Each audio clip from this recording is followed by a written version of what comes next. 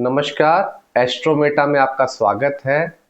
आज हम चर्चा करेंगे वक्रीय Brihaspati, retrograde Jupiter.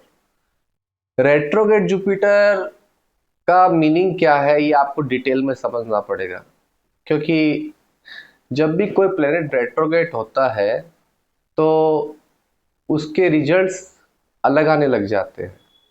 For example कि आप ऐसे काम करने लग जाते हैं जो समाज के विरुद्ध हो, जहां सोसाइटी उसको एक्सेप्ट नहीं करती।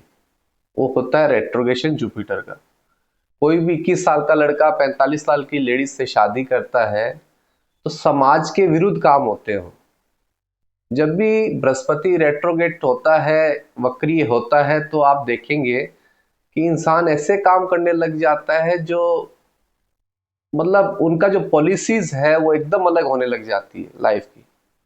धर्म को अलग नजरिए से देखना, धर्म के विचारों को अलग नजरिए से देखना, ये रेट्रोग्रेशन बृहस्पति का कार्य है। क्योंकि बृहस्पति आपके 9th हाउस का नेचुरल सिग्निफिकेटर है।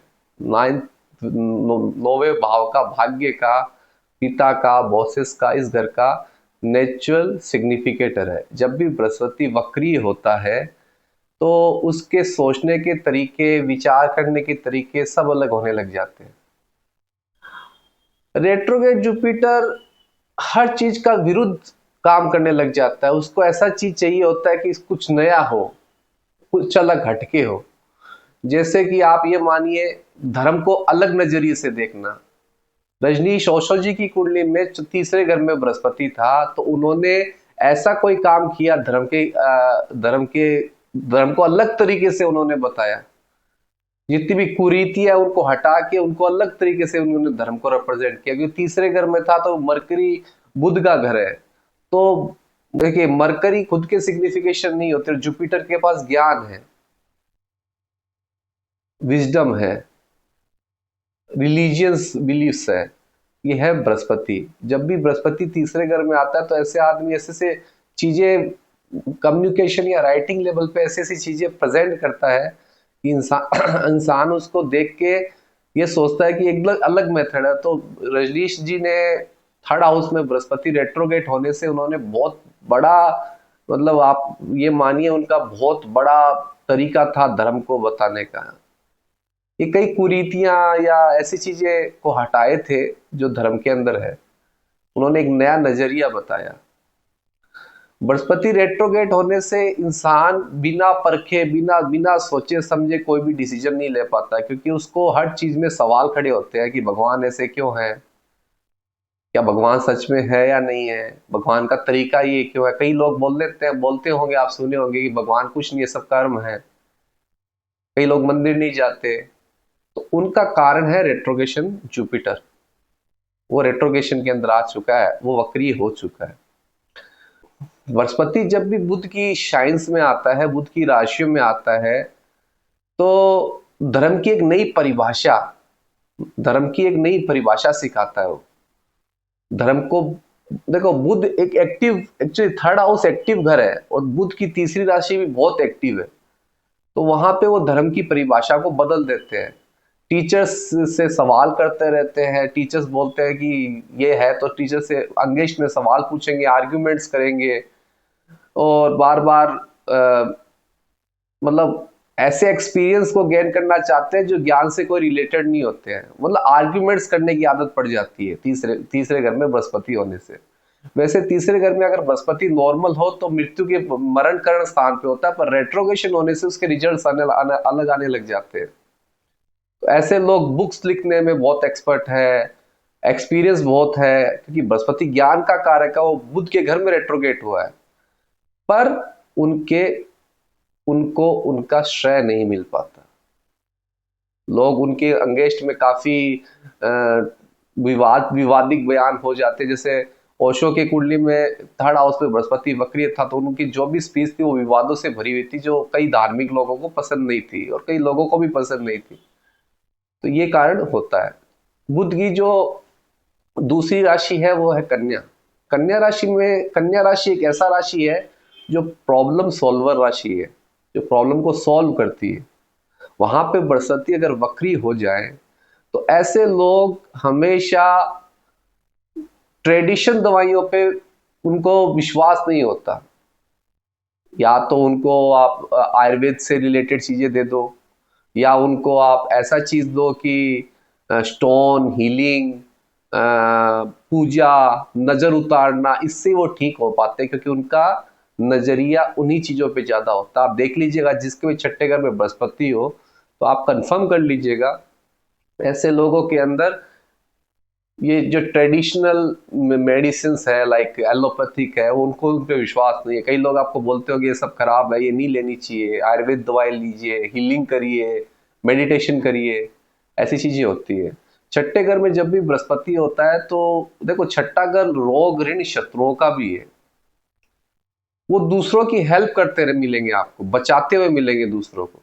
पर प्रॉब्लम ये है कि सबका सब कुछ करते हुए भी उनको कभी भी वो क्रेडिट नहीं मिल पाता, क्योंकि आपने पिछले जन्म में उस पोजीशन पे जाके गलत तरीके से आपने पैसे कमाए थे, और आपने गलत तरीके से आपका छठा घर यूज किया। हो सकता है पावर अथॉरिटी के रूप में आपने बहुत ज्यादा प्रेशराइज किया था, क्योंकि जब भी कोई प्लेनेट वक्रीय मिलता है उसका पुनर्जन्म से बहुत गहरा रिश्ता होता है। तो उसके कारण क्या होता है कि इंसान की लाइफ में दिक्कतें आने लग जाती है, उनको इज्जत नहीं मिलती। सब कुछ करते हुए भी, अपने अपने जॉब सेक्टर में भी बहुत कुछ करते हुए भी, उनको करते वही है, हार्ड वर्किंग करेंगे, लोगों की हेल्प करेंगे, पर उनका श्रेय उनको नहीं मिलता। अब आ जाते हैं बृहस्पति की मार्स की शाइन्स, मंगल की जो राशियां हैं उनके ऊपर आ जाते हैं। मंगल की दो राशियां हैं, मेष और वृश्चिक। मेष राशि में जब भी कोई वक्रीय प्लेनेट लाइक बृहस्पति वक्रीय हो जाए, स्पेशली बृहस्पति की बात की जा रही है इसीलिए उसी पे बात चलेगी, तो बृहस्पति वक्रीय हो जाए, ऐसे लोग अपना मानसिक अशांति, मतलब वो ऐसे इंसान होते हैं अपना संतुलन खो बैठते हैं। देखिए, बृहस्पति ज्ञान का कारक है, और जो मेष राशि होता है वो सबसे हाईली एनर्जेटिक राशि है। इस कारण क्या होता है कि ऐसे इंसान अपना मानसिक संतुलन खो बैठते हैं। वो बोलते हैं मैं ही भगवान हूं, वो बोलते हैं मैं ही भगवान हूं।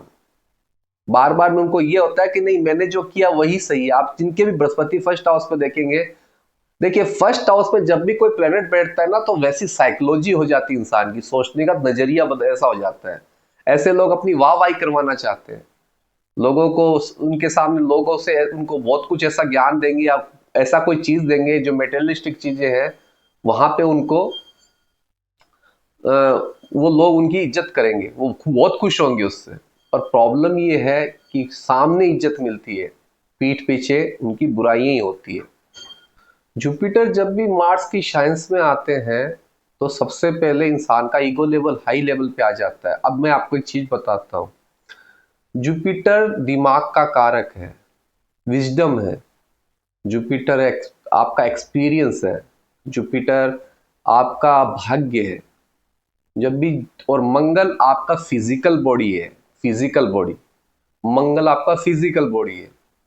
जहां मंगल 1 घंटे में अपना शरीर लगा के जो काम करता है, वहीं बृहस्पति 10 मिनट में वो काम दिमाग लगा के कर लेगा। ये बहुत, दोनों की एनर्जी अलग अलग है, मंगल और बृहस्पति की एनर्जी अलग है। जहां मंगल उच्च का होता है वहीं बृहस्पति नीच का होता है, जहां बृहस्पति उच्च का होता है वहीं मंगल नीच का होता है। तो आप दोनों की एनर्जीज को समझिए, दोनों की एनर्जीज डिफरेंट है। मंगल को चैलेंजेस पसंद है, वो कोई भी चीज को लड़ना जानता है, फिजिकली लड़ना जानता है, उसको कैसे लड़ा जाए। वही बृहस्पति और दिमाग है, एक्सपीरियंस है, विजडम है, उससे वो उस चीज को पा लेता है।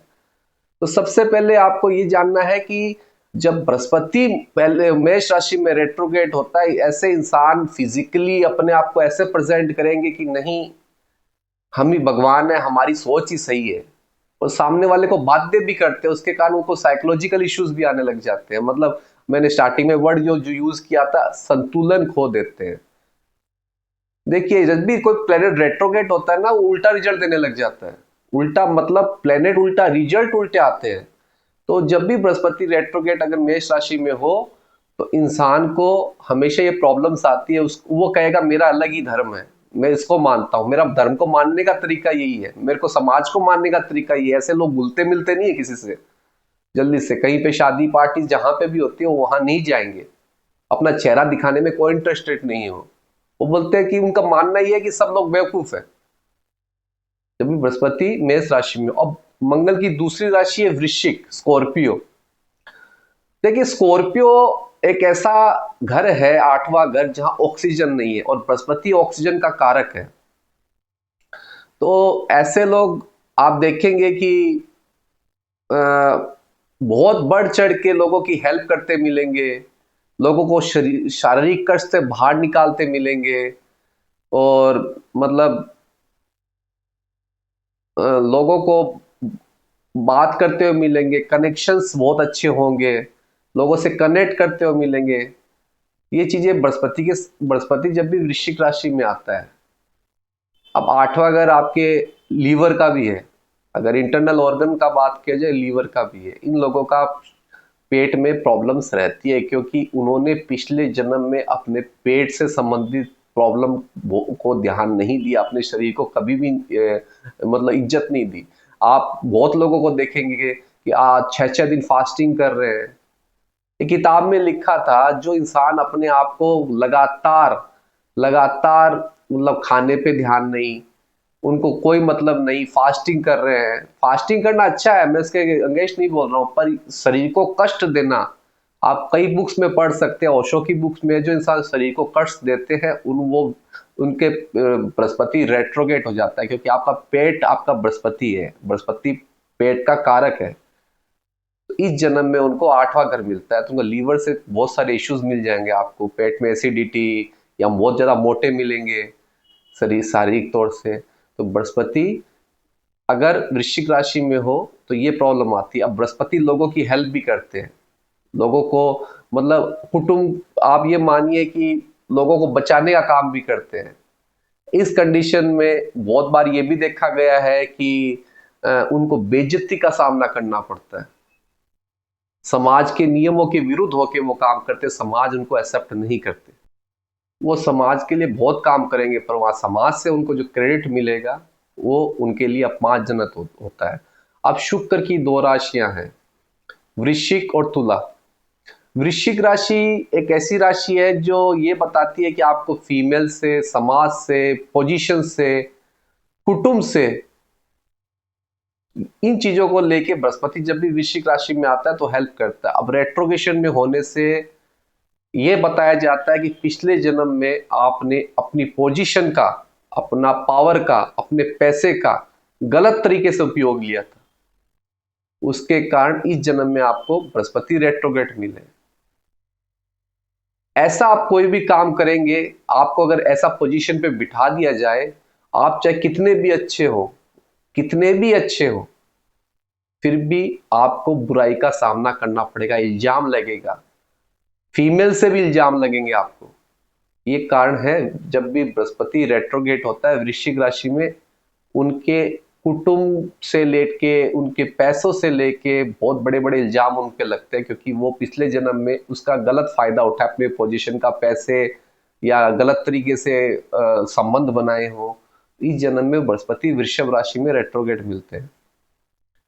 अब एक्चुअली क्या होता है, वृषभ राशि को अगर ध्यान से सुनेंगे, काल पुरुष की कुंडली में सेकंड घर आता है वो शुक्र का, यहाँ कुटुंब है। कुटुंब से रिलेटेड लोगों की बहुत सारी हेल्प करते हो, पर उनको लास्ट पे यही होता है कि उनको बुराई का सामना करना पड़ता है, बेइज्जती का सामना करना पड़ता है। अब तुला राशि में जब भी बृहस्पति वक्रीय होते हैं, देखिए पहले तुला राशि क्या है आपको समझा देता हूं। बृहस्पति जब भी तुला राशि में होंगे तो 2 कंपनियों को मर्ज करना, किसी चीज को साथ में जोड़ना, कड़ियां जोड़ना, मतलब पोजीशन, भोग विलास, इनका तुला राशि मानी जाती है।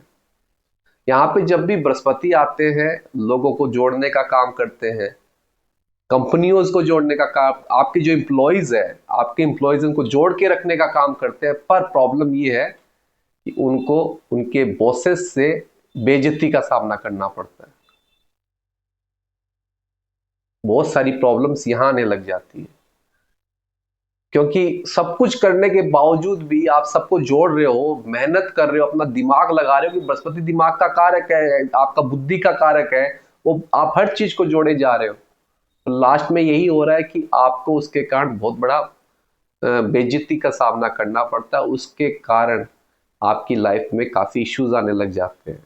ये देखिए एक चीज बताता हूँ, बृहस्पति के अच्छे रिजल्ट आपको 51 या 52 साल के बाद मिलने होंगे, जहां पे आपको इज्जत मिलनी स्टार्ट होगी, पर जब तक आपको इंसल्ट का सामना करना पड़ेगा।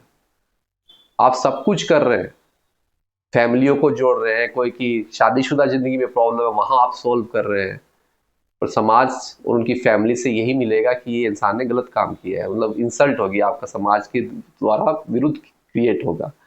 अब शनि की राशियां जो है उसमें बृहस्पति जब भी रेट्रोगेट होता है तो आप एकदम क्लियर हो जाना, पार्टनरशिप में, लाइफ में, या कोई इसके साथ काम करने में आपको कभी भी फायदा नहीं होने वाला है।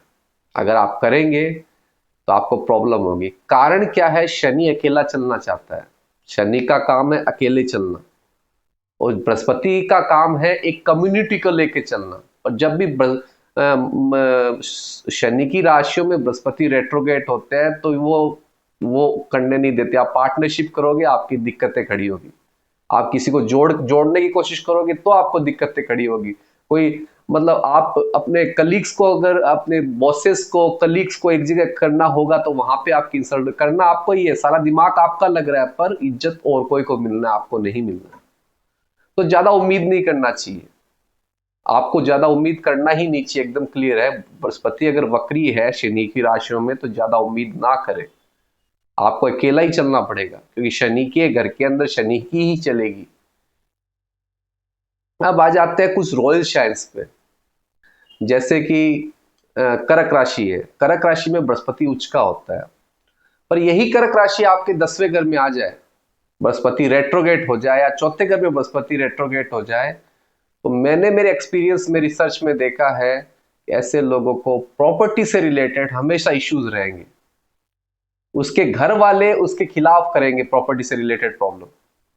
आप लगा के देख लीजिएगा किसी कुंडली में कर्क राशि में, क्योंकि रॉयल साइंस है, ये समाज की साइंस है, और बृहस्पति जब भी रेट्रोगेट होता है तो समाज के खिलाफ काम करता है। कर्क राशि में जब भी बृहस्पति होगा, प्रॉपर्टी से रिलेटेड प्रॉब्लम, मदर से रिलेटेड प्रॉब्लम, कुछ ना कुछ उसको लगी रहेगी। अब आ जाते हैं सिंह राशि, लियो। अब वो भी एक समाज की शाइन है, आपको समाज में, संगठन में राजा है वो, तो वहां पे शनि वक्री हो जाए तो वहां पे उसको उसकी पोजीशन नहीं मिल पाती है। ये सारा आपके पुनर्जन्म के कारण, आप जो ज्यादा भोग लिए हैं, गलत तरीके से भोग लिए, वो आपको इस जन्म में मिल रहा है। ये पास्ट कर्मा थ्योरी पे चलता है पूरा, उसके कारण आपको प्रॉब्लम्स आती है। अब आते हैं बृहस्पति की राशि, खुद की राशियां, धनु और मीन, सेगिटेरियस और पाइसिस। देखिए सेगिटेरियस चाइन है वो आपके 9th हाउस की है, जो बृहस्पति जिस घर का नेचुरल सिग्निफिकेटर है, वहां पे आते ही वो सबसे पहले अपने धर्म के खिलाफ काम करने लग जाएगा। वो बोलेगा नहीं ये धर्म गलत है, उसमें गलतियां निकालने लग जाएगा, आर्ग्यूमेंट्स करेगा लोगों से। जो 9वीं राशि है उसमें वो आर्ग्यूमेंट्स करेगा, उसके कारण उसका प्रॉब्लम बढ़ता जाएगा।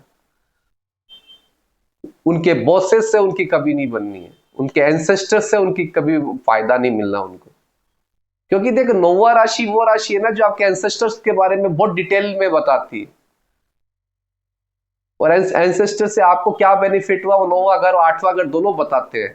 तो 8वें में बृहस्पति रेट्रोगेट हो या 9वें में बृहस्पति रेट्रोगेट हो, तो एकदम क्लियरली आप समझ लीजिएगा उनको वहां से कोई भी इज्जत नहीं मिलनी है। काम करोगे पैसा मिलेगा, पर जिस रेस्पेक्ट की भावना रखते हैं वो नहीं मिलेगा। अब आ जाते हैं पाइसिस शाइन, जो बृहस्पति की दूसरी शाइन है।